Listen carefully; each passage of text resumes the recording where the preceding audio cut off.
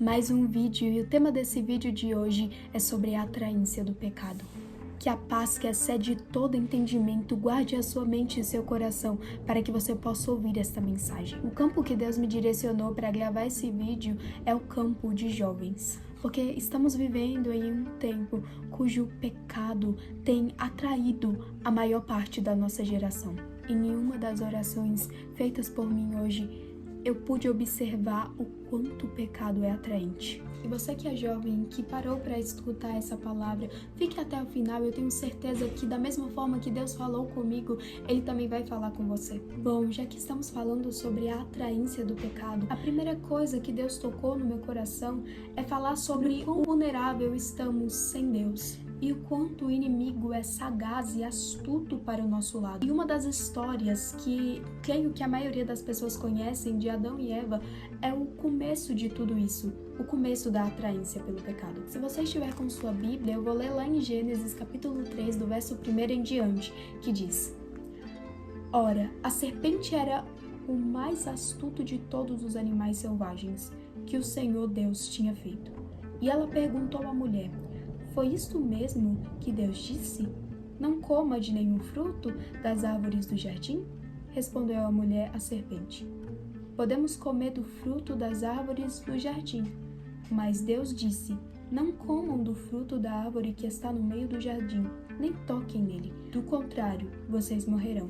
Disse a serpente à mulher: Certamente não morrerão. Deus sabe que no dia em que dele comerem, seus olhos se abrirão, e vocês, como Deus, serão conhecedores do bem e do mal.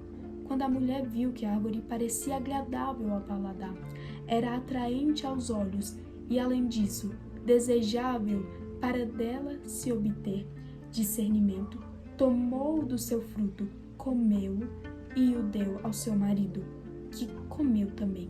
Somente até o verso 6.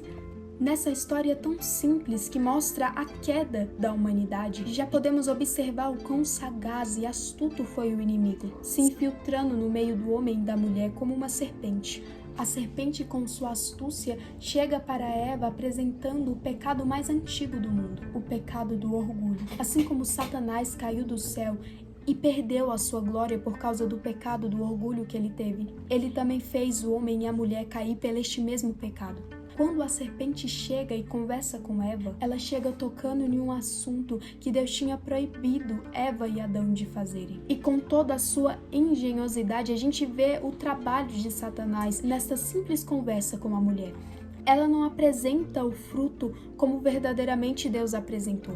Enquanto Eva fala que Deus tinha falado para não comerem, porque se comerem daquele fruto morreriam, a serpente, para enganá-la, fala que aquilo era só mais uma mentira do próprio Deus. Ela diz com uma certeza mentirosa, falando que eles não morreriam, contradizendo a palavra que Deus tinha dito para ela. E ainda diz que, na verdade, Deus estava escondendo deles a verdade, pois diz que se eles comessem daquele fruto seriam como Deus e conheceriam o bem e o mal. E Eva, sem vigilância, acaba caindo na atração do pecado. Depois daquelas falas sedutoras da serpente, ao olhar para aquele fruto, já não parecia mais qualquer fruto. A Bíblia relata no verso 4 que Eva passa a olhar para aquela fruta com um olhar desejável e agradável. Aquela fruta que antes parecia proibida, agora já está com um olhar mais atraente. E tudo isso porque Satanás soube trabalhar na fala para tentar seduzir o homem e a mulher.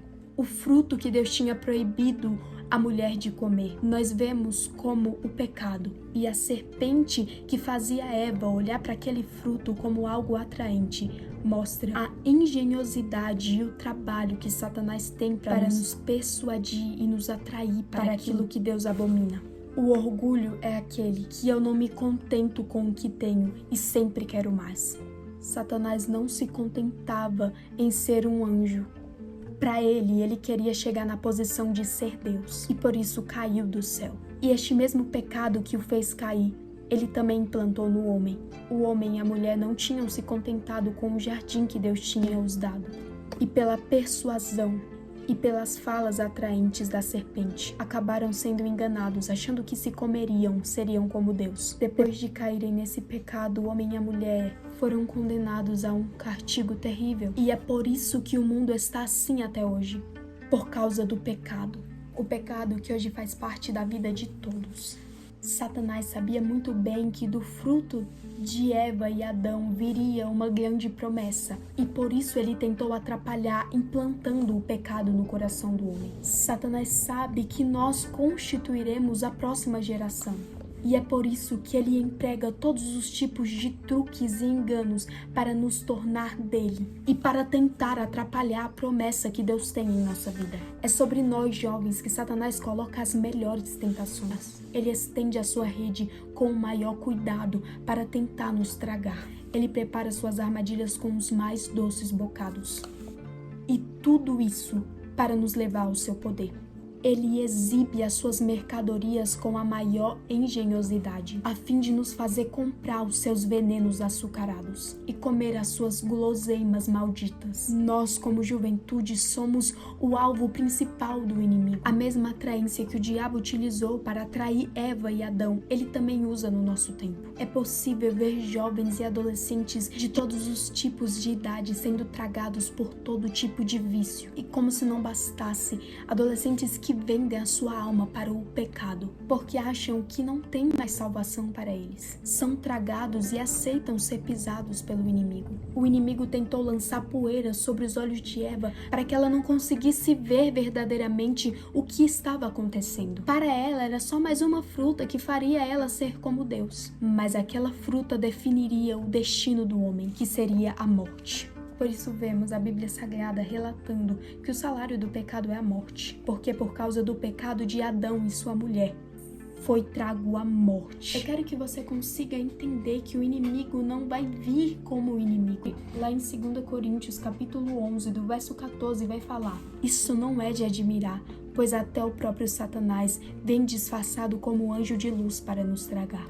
Ele não mostrará que o pecado é vazio e preto e branco. Ele sempre tentará colocar cores vibrantes para chamar a sua atenção. Mas quando você for tragado, restará somente um vazio e uma tristeza e insatisfação completa. Não pense que o pecado vai vir como pecado. Ele sempre vai parecer algo normal, algo que não tem nada a ver. Mas quando você perceber, pode ser tarde demais. Mas não tema, não é o fim. Quando Satanás conseguiu enganar o homem e a mulher, você deve imaginar que para eles acabou. Que o pecado os afastou de Deus e agora já era. Sim, o pecado os afastou de Deus, mas Deus ainda falou algo para a mulher. Do fruto da mulher virá um que esmagará a cabeça da serpente. Como assim virá um da semente da mulher que esmagará a cabeça da serpente? A Bíblia relata que da descendência de Adão e de Eva, depois de muitos anos, veio o último Adão, só que dessa vez com um nome diferente, chamado Jesus. Em Mateus capítulo 2 vemos essa promessa se cumprir, dizendo no verso 23, a virgem ficará grávida e dará à luz a um filho e o chamarão de Emanuel, que significa Deus conosco. Mesmo que Satanás achasse que tinha vencido por ter entrado com a corrupção e o pecado na vida do homem e da mulher, Deus, com sua infinita misericórdia e graça, veio em forma de filho, pegou os pecados de toda a humanidade e pagou na cruz do Calvário. Todas as leis transgredidas por eu e por você, o Filho de Deus pagou naquela cruz. O pecado do orgulho que Adão e Eva cometeram, Cristo também pagou naquela cruz. Não é à toa que o apóstolo Paulo disse no capítulo 5 de Romanos, verso 19, logo que por Adão entrou a morte e o pecado, mas por Cristo entrou a vida.